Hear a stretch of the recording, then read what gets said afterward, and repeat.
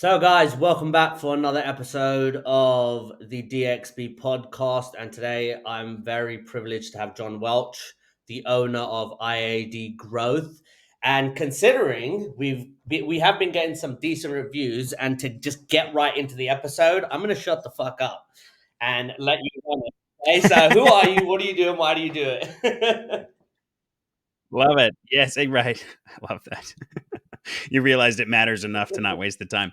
Yeah, name's John Welch. Like you said, I own IAD Growth, which sounds fancier than it is. I'm just a solopreneur. It's just my company. But we just do cold calling. I cold call for businesses. I do call training. I'm a top of funnel guy. I like sales and I like sales process, but somebody else can handle the part where you have to talk about all the emotional crap and deal with the people in the sales process. I just want to show up and help people start conversations, right? I also think it's the most broken place in sales today. And so it's where not only is there a lot of opportunity, but there's a lot of people that are hurting, and that matters to me. Mate, you hit the nail on the head there. So why do you do it though? So if you dig a little bit deeper, one layer deeper on that, why do you do that? Yeah, I do it because it was me, right?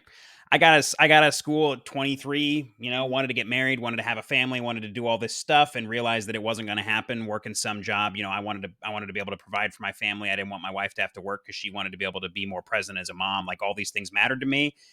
And I was like, gotta just get in there. So I went into sales, right out of college, and immediately was like, nobody has any idea what they're doing. Everything everyone is telling me to do is not working. It's all broken. And I spent the next 7 years in that world of like, what the heck?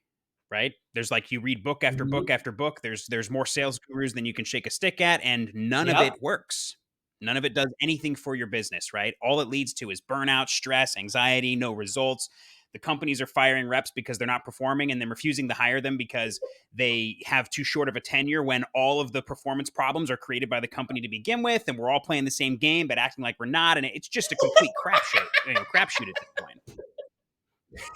It just You are is. so right. Like, mate, it's very enlightening to see this conversation coming from you because, like, some people, I think I'm fucking crazy sometimes, and the fact that you are actually talking about this in this light, and I don't know how you figured that. Like, it took me fucking 2 years to figure out I don't want to be in the meeting part and taking it further because that's how I started my business. I was in corporate world, and then I decided to start a business in the midst of the pandemic.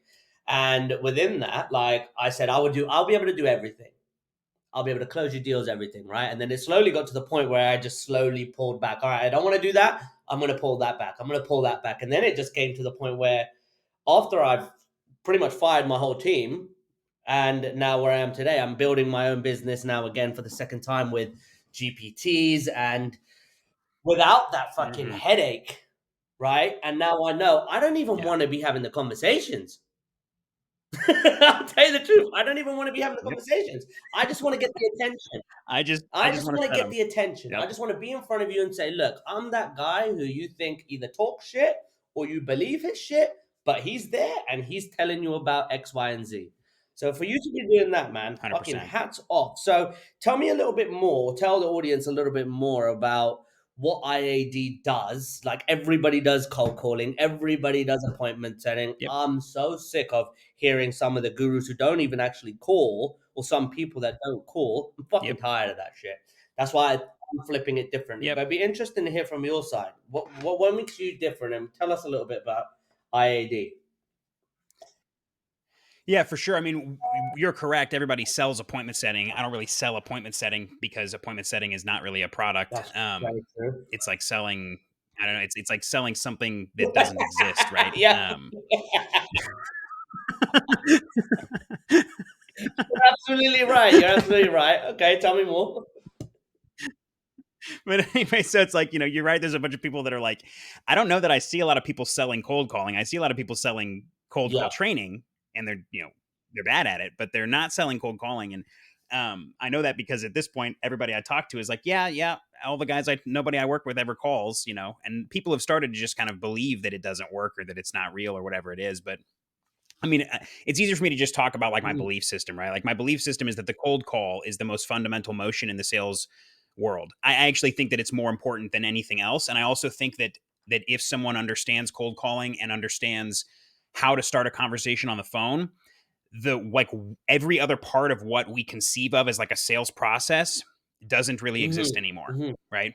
So I really right I really think that most of like what is generated in the world as like sale as like time in a sales process is the result of not understanding what the purpose of like a sales conversation is. And that goes back to cold calling, right? Like when you find the right person at the right time and talk to them, you have like a pretty good chance that they're going to buy Absolutely. from you. It just is what it is, right? Like all the other stuff is created from this obsession with setting meetings that were never needed to be set with people who were never going to ever even buy or think about what you had or anything like that, right? It's just this obsession with like the hamster wheel and not any kind of progress. So I mean that's like what I think about, right? Like what I do, I don't just cold call. I also run LinkedIn campaigns. But like for me it's a belief thing. It's not a it's like I don't think about it as a product. I think about it as like what I'm doing is helping people who need more conversations with ideal prospects get more conversations with ideal prospects. But those are the right conversations in the right time, right? So when I talk to somebody, I'm not saying, "Here, I'm going to set all Mhm. these meetings for you." What I say is, "Here's the work we Yeah. will do. I have no idea what's going to happen, and you don't either. And anyone who tells you that they do is Yeah. lying to you. So I'm not going to lie to you. We're going to do these things. Here's what happens usually with my customers when we do these things. So here's a reasonable expectation. But again, I have no idea. Yeah. Never done it for you before. On the other side of this, we'll find out what happened. And if you want to keep working with me, cool. If not, Mate, also that is cool. a solid, solid, solid framework, honestly, because I think that's what is missing in the industry is people are overpromising too much, right? And then when they say cold calling and somebody does happen to separate themselves from the other cold callers, they're expecting miracles. And that's a false, false, Yep. false belief.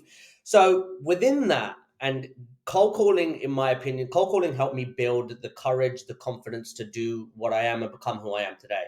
I am so confident beyond belief, and that is because cold calling built that fucking thick rhinoceros skin that is Yep. impenetrable, you know? So, what do you think about the belief system that I am taking on? There's two funnels now.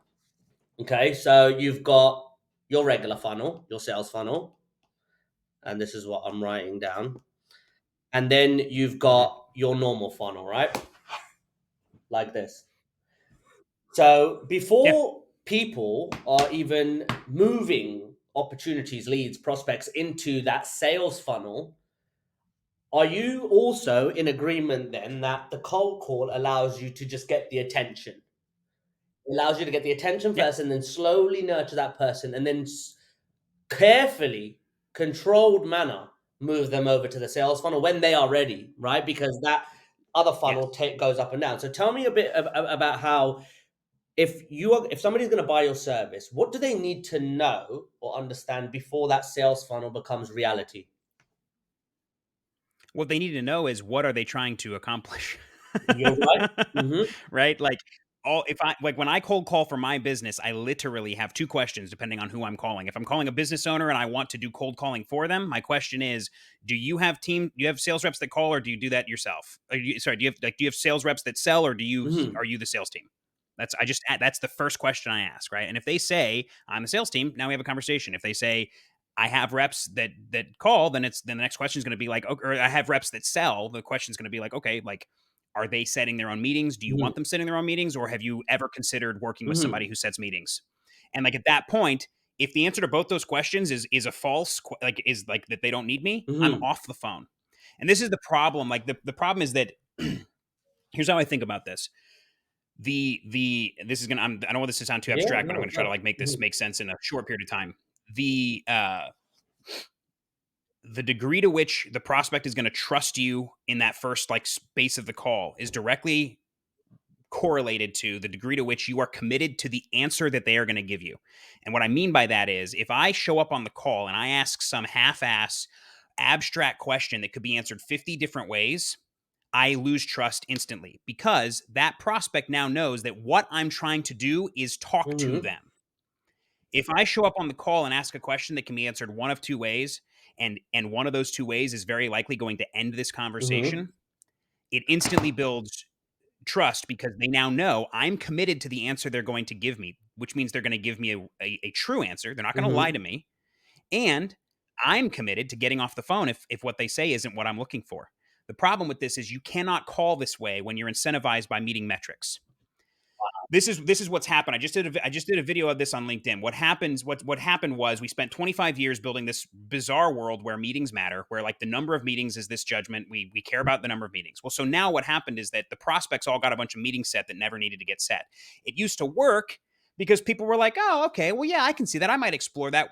Until everybody figured out that these meetings had nothing to do with the prospect and everything to do with the business. When they figured out that what was going on was they were getting a meeting set to get pitch vomited on by some AE who has never sold a thing in his life, and they realized that they were entering into this nonsense machine called the Yep. sales funnel that is literally like a meat grinder, like Yep. literally, like the people that run these companies, they view prospects like a giant chunk of steak, and the sales process is a meat grinder, and they're running them through, and they're hoping that some of the hamburger that comes out on the other end is edible. That's what's going on It's here. very true, though. It is. It's very true. People don't get it, and do you think it has anything to do then with this SDR AE model that came out of Salesforce? Oh, Yep. 100%. That's it. Because why would you separate? Like, this is ever since I got into sales, I was instantly like, there's something Yep. so broken here. Why would you separate? Like, think about it this way. In order for, like you just said, right, calling gives you a thick skin, right? Who's a person that needs a thick skin? Let's just walk through this rationally. You would have needed a thick skin, I would imagine, because you're probably an Mm-hmm. empathetic person, Yep. right? Which probably makes you very good at sales Yep. right off the bat, right? And by that, I Mm. mean real selling, where you can look at someone else and go, I can see the situation you're in. I understand how you Mm-hmm. feel. And I'm like, I want to make that situation better if I can, but I also respect your boundaries. That's what empathetic people do Yep. naturally. Okay. What does that person never ever want to do in the whole course of their existence? Which one? The empathetic person. What do they never Let ever ever you want to do? down? Oh, okay. Cold call. But what happens when an empathetic person learns to Oh, cold call? They learn how to cold yes. call well. They learn how to cold call the right way. Okay. What happened with the SDR account exec model was we took all of the people who have the natural aptitude to be an amazing cold caller, and we stopped having them cold call. And at the same time, we also took away an incredibly valuable way to train them to not also care so much about other people's feelings that they stop caring about doing the right thing, doing what's best for the customer, and being a little bit of a seller who's going to Mhm. like challenge them, because that's also very hard for empathetic people. So cold calling is the perfect training to take a person who naturally has the gifts of selling and teach them how to also have a good sense of self, be confident, and be able to help someone. If you can't believe in yourself, you can't help people. It's impossible, right? So, like most sales reps as they exist today are just order takers. They're not sales reps. They don't help people. They just accept money from people who already want something Mhm. completely different. Then at the same time, it also took all of the people who are actually like borderline sociopaths, and I don't mean this Yeah. judgmentally, I just mean it, and said, we have a way for you to make a whole bunch of money by not giving a freaking crap about the people that you're calling and not caring whether or not you are doing anything immoral or whether it's right or wrong or whether it's something that's good for the company. We are incentivizing you to give into your worst instincts and treat human beings like cattle. This is what the SDR account executive model was. It was that people who are really good at empathy, you never learn how to stand up for yourself. And people who are really, really good at not caring about people, you never learn how to That's be so empathetic. true. It completely destroyed the entire foundation of sales. It just pulled the rug out from underneath it. And then everyone wonders why there's no decent salespeople left. Mate, that is incredible that you put it in that way. And I'll give you an example of how I became even more empathetic and took that behavior that was installed in who I was when I first went into demand generation sales for oil and gas people. It helped me build again above cold calling. I had an incredible mentor. His name was Mark Leach. He was a sales director, and he actually helped me pull the courage together to just ask the question, "Are you ready to do this? Should we move ahead?"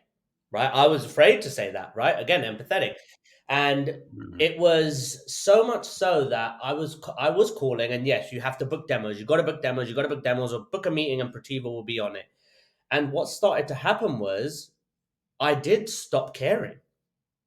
I stopped caring, and all it was is I've got to make them happy so I keep my job, and that's and another factor.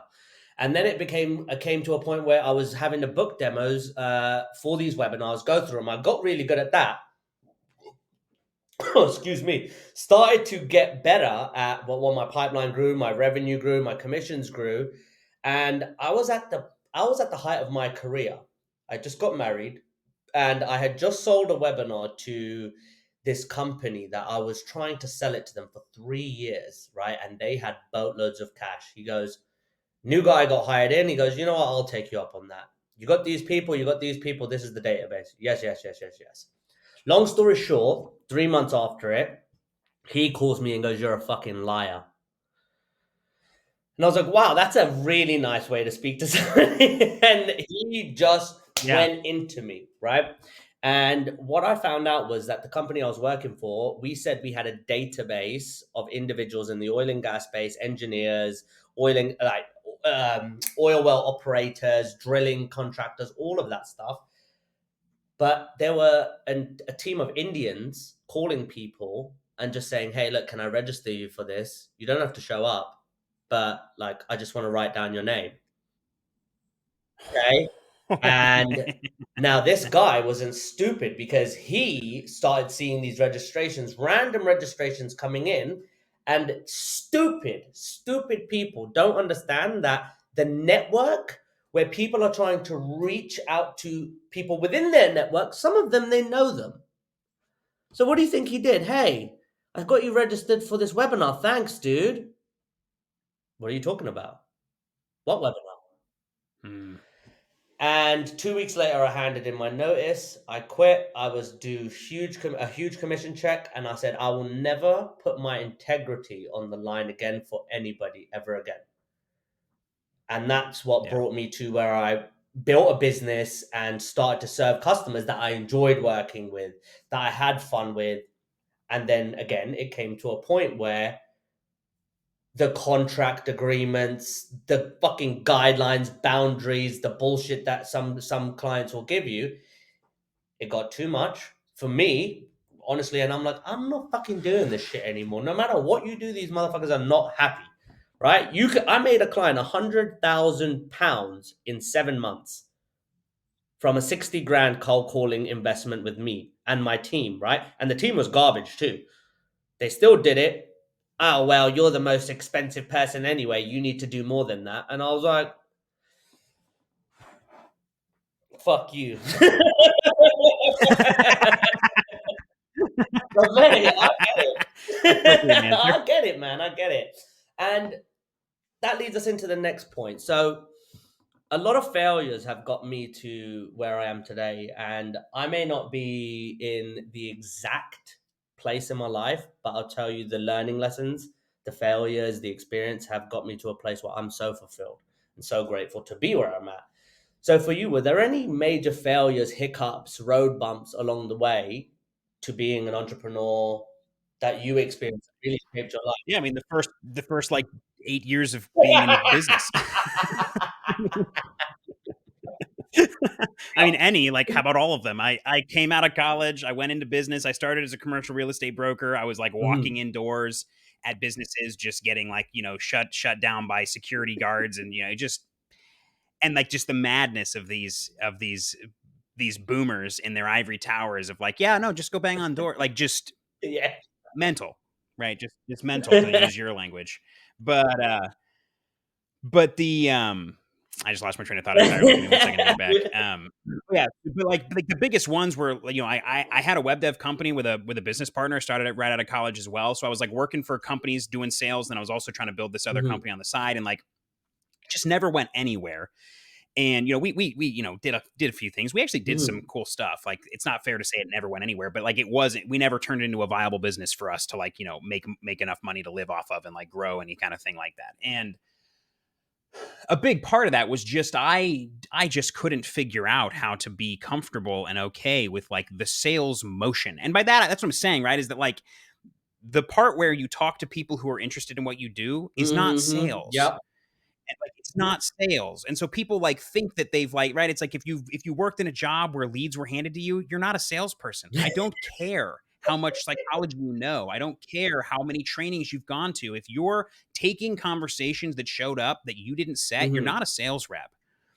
And so it's one of those things where like I had to learn that. I had to learn that like if I want to do this thing called sales, if I want to make the money I want to make, if I want to have the impact I want to make, I am going to have to figure out how to get comfortable with these things I'm very, very uncomfortable with. And so what happened was eventually I bought into a coaching practice with this guy named Townsend Wardlaw. Ooh, Some people yeah, may I know know of it. him. I'm in one of his cohorts right now. Swear, I No. did one sorry, beginning of the year, and then I'll shut up. I did one at the beginning of the year, but then I had to pull out. What'd you Uh, do? Like create your extraordinary sorry. life or what? Create your extraordinary life or one of The the yeah, small so group he ones? does like a scholarship one, right? He does the scholarship.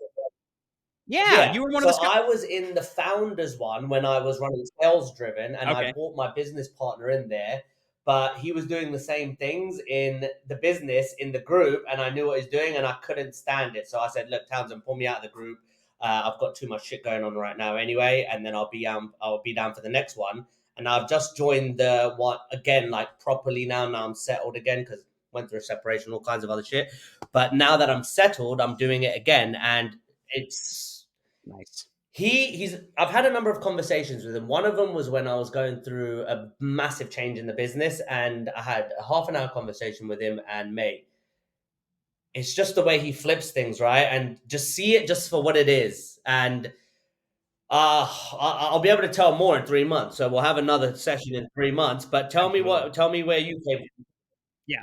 So I started working with him. I did his Create Your Extraordinary Life group, and then I did his Creating from Commitment group. So I spent a total of about 12, 14 weeks working with him over the course of 2022. Okay.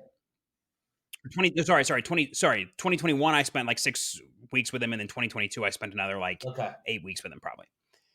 And so through those two experiences and then like, the resulting work that I did, like taking that kind of ball and running with it myself, like the dramatic shift that I was able to bring about in my life to kind of take all of this surface level stuff that, this reaction and Mm-hmm. like you're talking about, right? Like just this world where my mind was a Mm-hmm. prison. I was able to kind of start to work with these things. And as I did, right, like a lot of this stuff just kind of fell away. And eventually I just got to the point where I realized that like this calling thing was literally like the path for my life. Like if I didn't commit to the work that was there, like I couldn't get Mm-hmm. away from it. I'd spent like 8 years like trying to figure out how to do something else with Yep. my life and like have the life I wanted, and it just kept coming back into my life. So eventually I started a company. I started IAD Growth back in 2022 by buying a license into a company called Phone Ready Leads that just got bought I by know Apex Ryan. Revenue a few months ago. I know Ryan very, very well. Yeah. I love So Ryan. love Yep. Ryan, love All of them. Justin, beautiful men. And they brought me, I bought into that license, right? So I'm a licensed reseller of Okay. Phone Ready Leads. And through that, they started training me on calling, and like they kind of opened my eyes to like the Mhm, truth of calling, right? And I don't call like they do. Like they have a different kind of way of going about it, which is mhm. totally fine. I mean, it's like it works for them. Like it's not there's no judgment on my end. I just mean like You do I've your kind own of thing, you have your own style. grown It's into my own yeah. way of calling at this point. So it's not like I don't follow like some kind of Mhm, framework, but my point is that like they kind of showed me what the math looks like what it looked like, how calls really go, like the fact that you can't just be like expecting everyone to take a mhm. meeting with you, and like that's not how you're supposed to call anyway, and like they just transform my entire way of thinking about Yep. sales in general, right? And I was also able to watch them, like the way that they were able to move so quickly through like the sales process, like people, things that people would have thought would take 3 months, they were doing in 3 days, Yep. right? Literally. So just like understanding how much it is just your beliefs, like what you think about these things is going to make them true in your life, and that also comes from Mhm. Townsend, right? So it's like this just the evidence was becoming increasingly overwhelming for me that like this is the way to create your life, and I was beginning to get more and more into it. So that's just kind of like the backstory to like how I got here, right? Like what happened was I eventually realized that if I like I had two options. I was either going to commit to like the life that Mhm. I wanted, which was basically saying like I am going to build the life I want. Like I'm going to create the home for my family that I want. I'm going to create the income that I want. I'm going to make these Mhm. things real. I'm either going to commit to that, or I'm going to commit to living the shit show life that I have Yeah. now forever. Like right, it like showed up as like that is it.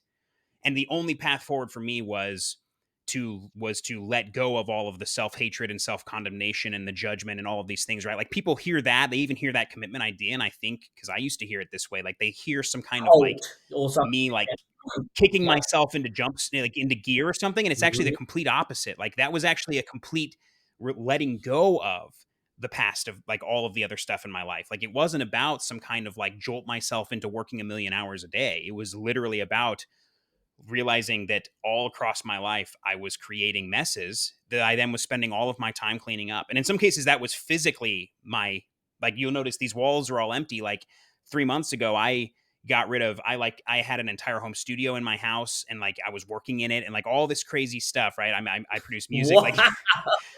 oh, and like I just realized the degree to which my life was so filled with like stories and trash, and in some cases actual physical things that were stopping me from living the life that I was trying to, that I said I wanted to Mhm. have, right? And so it really it wasn't like a, oh, I'm going to burn my life to the ground. It was like, this is a choice. I either only do the things that I want to do, or I spend the rest of my life playing this juggling game that is quite honestly driving me insane. Like I'm going to lose my mind, right? And that was like the foundational shift that really helped me to begin to pick up Mate, that is momentum. incredible. Absolutely incredible. It's really interesting to hear that. And look, I don't know. When I first saw your profile picture, I was like, wow, this guy is doing really well. He's really, really young guy. But from what I've gathered and done the math in my very, very funny head, you're at least 30 years old now, right? And you have a family, you're married, 31 31. years old. Yeah. Wow. What was I doing at 31? I was breaking up with a toxic. I was just engaged, broke up with her, and had to go on a path. And then I fucked my life up again with another nutcase. But anyways, this whole thing, As it one does, does. it does. I'll tell you what, in all these ups and downs, something that Townsend also mentioned to me is everything that is happening right now, you've created it, like literally everything. And then I've literally just came to a place in my life where that whole line or that whole theory of just be makes so much more sense, because I've lived so much in the future where that's anxiety. I've lived so much in the past where that can be regret. And being able to level yourself out in the present moment is probably one of the most gratifying things I've ever done. I could tell you this is a time in my life I've been on 500,000 a year, and now I'm literally building from scratch again. And I've never been so fulfilled at this moment in my life, and it's because of the mindset that you have. So that's really, really interesting that you brought that up. Would you say that that is the most profound learning experience? 100%. Like that's what I'm saying, right? It's like the thing that I learned was what I do is irrelevant, right? Like I mean like there's a couple of kind of like, concepts that I've really come to make a foundational part of my life, and this is one of them, is that like action is Yep. meaningless, right? Like action as an action is utterly meaningless. And like the problem with that is that everybody judges everything based off Hmm. of action, right? Action is only ever a consequence. It's not an end in itself. Like, and you don't act because of internal motivation. Like that's also doesn't really exist, right? It's like, and it's like when you say these things, people are like, well, so what's the point? I'm like, well, that is the point. Like the point is that until you start asking yourself what that means for you, you're just going to keep doing the same things you're doing now. Like I can't explain it to you in a way that's going to make sense to you. You have to experience it for yourself. But like you can take as true that if you think that acting your way out of where you are is the answer, you're wrong. That's all I can Mate. say, right? Because the only way you know how to act, the only things you know how to do are things that made the world you live in today. And those came from the person that you are being. And the only way that you will ever act differently is if you are different, literally, if you are a different human person What? than you are. And like that's it. That's the fundamental choice. Like I call these things like I call it like the choice before the choice. Like people look, they're like, oh, people talk about your choices all Mm. the time, right? They're like, well, if you made better choices, and it's like, well, the problem with that is when you tell somebody that, they go, well, what else can I do? And they have a point from where they're looking, right? The problem is they don't realize that they made a choice long before the choice that they're in, or they make a choice every morning when they wake up to think about life a certain way. And so that choice that they can't stop doing, it was already made. They are correct. They don't have a Of choice course you don't. now Yeah. because they're looking at the wrong choice. They're looking at the choice now, not the choice before the Exactly. choice. Mate, this is going to be a feature episode. I'm going to chop up so many clips for this. This is exactly but I I tell you the truth, appreciate mate. it. This is exactly why I do this. Because cold, like, all right, cold calling is fun. I've made over 300,000 cold calls in 2021 with Connect and Sell. I'll give you an example. And I didn't get Nice. anything out of it. That's the worst thing. Made all those calls and didn't fucking get anything. So that's what you started to realize. And then I spoke to Ryan and got into buckets and read his book. And then again, his persona, he doesn't know this, but we built our entire 2022 business off of buckets. And Okay. 2022 was our biggest fucking year ever, right? So we Nice. smashed it with that. And it was very interesting, though, to understand. Now, I think I've lost my train of thought for a second. That's too much weed for me, bro. I'll tell you the truth. But with everything that is happening in terms of now, my learnings and where I am, I must say, I must say that the mindset you have in how you approach these things, in how you look at these things, and then even that's where I was speaking to people like yourself who can actually enlighten an audience and say, this is really how you need to think. All that bullshit your parents told you that you have to do this and go to this job and go to this and then get your pension, get your 401k. Yeah. It is bullshit. And sometimes my friends, I'm hearing them and they're so warped in their thinking that it just becomes a reality. And it's only until me, I'm fucking 37 years old. I've just found Townsend last year and it's taken me 17 years, bro, to find this type of thinking. So it's incredible to see that you've done that. And another thing, then, so one thing we always ask, and it's flipped now. I always used to ask the same question, which is what message would you give to yourself 10 years ago? And after I started seeing so many people saying, I don't know, well, fuck that. Who are you in 10 years? Now that you've got this, I can't even Yeah. imagine what you'd be, but explain John Welsh in 10 years. I appreciate that. Yeah, I mean, I haven't. It's funny. It's really fascinating because I'm still working on that one because I'm reading Be Your Future Self now, or I just finished reading Be Your Okay. Future Self now by Ben Hardy. And what I think is fascinating about that is that like what it sort of blows up is the idea that there is a you in 10 It years, is. right? Like really the fundamental concept of that book. And I'm not. This isn't to like blow up the question. It's a Mm. beautiful question. My point is just like I actually kind of want like I'm trying to be that person now, right? Like what I have is largely out of my control, right? Like the idea that I will have a certain thing, like that my life will be something is really outside of like I don't have any idea. Like all I know is what I would like who Exactly. I would like Yeah. to be in that Exactly. life, right? And so like like in that kind of spirit of that, like what I'm creating is like being in love with bringing into the world instead of taking out of it. And I don't know how else to say it, right? Like what I'm seeing is that the more in my life that I focus on what I'm contributing to just every part of my life versus what is coming into Mhm. me, the more like I realize, I don't know if you said this earlier in this podcast or someone else I was talking to earlier today, but I like today, so I was talking with someone about like this concept of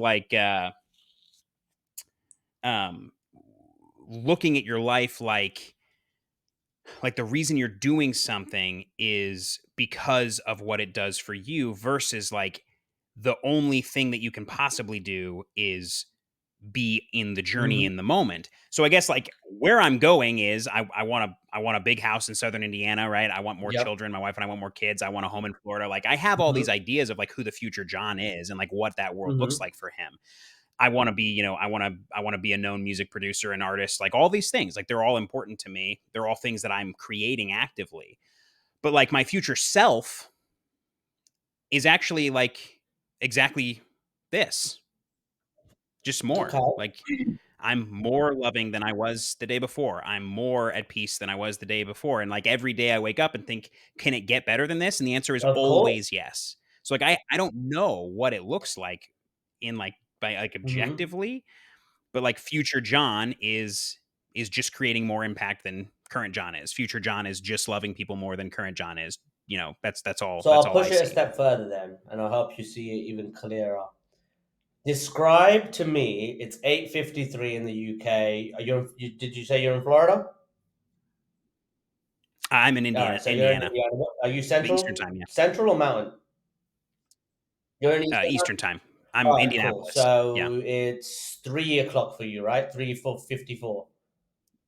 Okay. Yep, it is. So Yeah. 3:54 on this stupid pen. This is what happens when you break the real one, and because your daughter decides to step on it, and you have to buy the cheap one. So 3:54. It's 21st of November, 2023.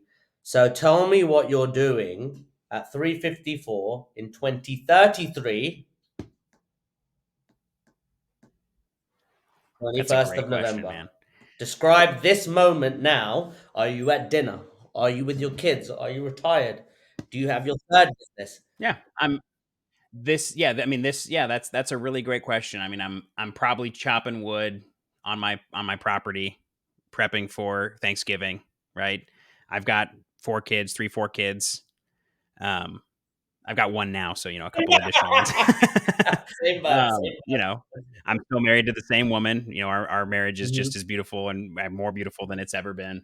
Um, and honestly, like I just spent the workday doing this exact thing, talking with awesome people who are doing awesome stuff in the world. Well, That's mate, it. look, that's exactly why I ask it, and it's one of the things that I've been coached in a lot in my journey through personal development, career development, and then business performance was always to look at things in a very, very different light. And then when you can't extract information where they're in their way of thinking, right, which is not a bad thing, then you always want to push that boundary one step further to let me see you inside your head. I want to see inside your head. I want to in a very not a pervasive manner, but I want to see. You don't want to see my Mate, head. right away. You have no idea. So for everybody who is listening, then one thing we want to take away from every show is what can people execute on today? What is the thing that you recommend people need to start doing now and changing whatever bullshit they're doing and start to get a real result? I'm assuming that this is a sales Sales, audience, correct? marketing, Like yes, yes, sales and specifically sales and marketing. Yeah. Yeah, I think salespeople tend to have a very similar, very similar problems that they create in their lives. Um, I would like to me, like if you're talking like the highest leverage or the most universal concept, it would be as quickly as you possibly can learn how to stop believing your thoughts. Like learn how to tell the difference between what you think and who you are. Right? Like that's the most fundamental thing that any human person can do to reclaim their humanity. The thing that actually makes them different from the animals, right, is the fact that it's like we can self-reflect. It's like, no, it's way deeper than that. You actually have the option to opt out of reflection, and that's different, right? Like the fact that you can think about your thoughts in many cases is a curse. If you look at animals, they actually are a lot better off not knowing Yeah, what they think, you're absolutely right. right? So really the thing that makes you incredibly powerful as a human is the fact that you have the ability to direct your thoughts. That's completely different than self-reflecting, right? You get to actually make them. And what they are makes your whole life. So the faster you're able to like, and I don't mean that like urgently, I just mean like if you've got goals, put that at the top of the list. How quickly can I stop? How quickly can I move on from this world where I believe my thoughts? I'm in this thing where my thoughts have meaning and weight and Hmm. matter, and completely reverse that to where my thoughts are exactly what I decide they are. And out of that, the rest of my life just happens. I don't have to actually do anything. I don't have to actually put any effort in. It just will occur as I think Yo, it. you are definitely living on a very, very, very high vibration in life. And it is honestly, it is so it's very, very interesting, very inspiring. It's very gratifying when you meet people in this world that actually are either adopting the beliefs that you're moving into or have adopted them and are able to articulate those beliefs in a very clear manner. I'm honestly blown away. I did not expect this to turn out. I'm Thank you. I genuinely appreciate that. fucking blown away, dude. So we have to have another another chat on this. We definitely do. Round But two. I want people to know. So if they want to live on a higher vibration, honestly, whoever is watching this and you are doing cold calling and you have been doing it a certain way, you want to get into something different, this is a conversation for you. So where do people find you? Where do people go to if they want to learn more? Yep. Easiest way is LinkedIn. I make a bunch of content on LinkedIn. I'm constantly putting out videos. I put out call Mhm. recordings as well to kind of show like what it looks like in the wild, because a lot of people hear these concepts and think there's no way that works because they have too much head trash from the way that they Mhm. learned in the past. And so yeah, I mean, like I'm very much like an explanation person. Like I want you to be able to understand what's going on so you can implement it yourself. So yeah, I mean, follow me on LinkedIn. I think LinkedIn.com/John R. Mhm. Welch is my LinkedIn thing, but just Google John Welch, IAD Growth, and you'll find me. You can also email me at john@iadgrowth.com. Happy to answer any questions if people have them or anything like that. And my website, which I put together in 10 minutes, is not amazing, but it's All of those iadgrowth.com. will be in. So I'll put Um, all of those stuff, all of those links. I'm going to put them in the description. And is there anything else? Is there any? So a lot. I don't know if you see a lot of it. It works, and I think there's something behind it. But when they put one of these templates of something, and then comment, push set, comment now, and fucking all this shit pisses me off because I have to do it. And then I like people have seen me on there. So, is there anything that you can share that is like really game changing in that front, and on how to cold call better that we could put in a link in the description? Yeah, you mean like a I said, tip or yeah, something to anything, like anything use they right can look now to at get the video. better? Yeah. Yeah. Oh, like you mean, oh, I see what you're saying. Yeah, I'm actually working on that. Unfortunately, I don't have like a great like one pager. I'm working on like some like Mhm. content to like be able to like Yeah. give out like that. But I mean, like, if I had like a tip to give you as a person who's calling, the first thing I would say, or the thing that will change your life as quickly as possible, is understand how to use objective questions. Like, you've been taught to refrain from using objective questions. Things like, do you have a Mhm. sales team? Things like, do you sell more than $6 million a year in revenue? Questions that's what I mean when I'm saying committing to the answer. That those are questions that are yes or no questions. And the purpose of them is that if the prospect says no, you can ask maybe a follow-up just to confirm that it's not the right situation. But if the answer to the question is no, you're off the phone and on to the next guy. And this will fundamentally change the way you cold call. It will make all of the calls you do have with people that are relevant go so much better. You'll never hear not interested another time in your life. And uh, for the ones that don't, you will stop spending a minute and a half to 2 minutes finding out this person was never going to be the right fit anyway. So it's just about speed to conversation with the right prospect. And you don't have to spend all this time setting meetings and having conversations that were never going to matter. You just quickly cut through the noise, get right to the point. And when the person says yes, you go, oh, okay. And then you Mhm. can ask them questions about what's going on. And if they say no, you go, cool, have a nice day, and you hang up. So that to me is the most profoundly life changing call tip I can give anybody. Hats off to you, dude. I am like, I don't even think I can give you even more respect than I have for you right now. Blown Thank you, away, sir. dude. I'm blown away. Honestly, incredible. So stay on. I push stop and then it has to finish uploading. But for whoever watched this, if you are as amazed as me, and I don't bullshit about any of this stuff. Like, share, subscribe this, hit up John. If you want cold calling, I'll tell you the truth. Anybody who has PRLs, anybody who knows how to use the phone, anybody who's not pushing meetings as a service, that is the person that you want to work with. So, John, thank you very, very much for today. Hold tight for a couple of minutes, and that's a wrap.